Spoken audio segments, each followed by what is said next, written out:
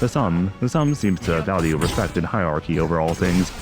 But as Virgilia said, it's just a way of covering up their cowardice and weakness. Of course, their entire finger is ruled by fear. Since, the soldatos fear the capos, who fear the soda capos, who fear the capo de capi, as they are completely unwilling to speak up against them, since they fear the punishments that will be brought upon them. But something that's important is that you also have to remember, it's not just that the lower tiers are fearing the punishments from the upper tiers. The higher tiers actually are fearing the lower tiers here. The upper tiers are fearing, like, what if we let just a single member who speaks against us live? What if we leave a single break in the rules unpunished? And what would that happen? Won't the world just collapse? Won't their entire finger just collapse like that?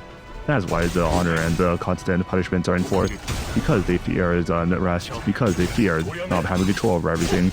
This is especially shown with, Seclair's idea for the Soldato, how he was completely unwilling to look upwards, even look at the higher ranks, because he knows that if he gives them bad looks, they're going to punish him and probably kill him or something.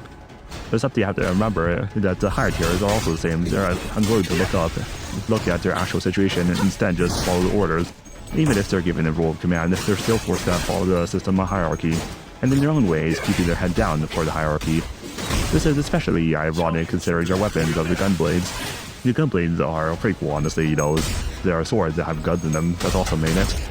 But it also shows their fear and cowardice, since if you actually pay attention to how the guns are used, oftentimes the guns are just used in order to propel their melee weapons to go faster, such as, propelling the bayonet to charge faster, or to have a gun mounted to the side of the sword so it's able to be used to hit harder. So in a way, this means that they really aren't different from anyone else in the city using melee weapons to clobber each other.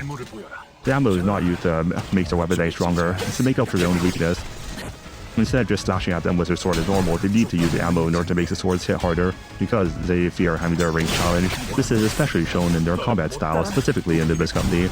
In the Limbus Company, although some members we've fought so far have a mechanic where they specifically target down with one character and target all their skills with them.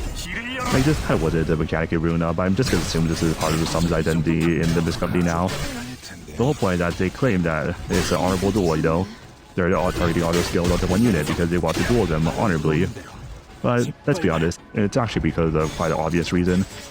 Since before they duel as the character, they often debuff the guy that they're supposed to be dueling with. So this means they don't actually choose to single out someone to have a proper and just duel with. They're simply just finding the weakest in the pack and targeting them down.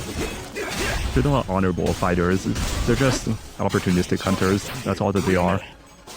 Some covering up their cowardice and competence with constant needs to reinforce themselves, constant needs to reinforce their weapons, and a constant additions to themselves, and well, calling all this something like honor and respect, even though, let's be honest, they just fear it.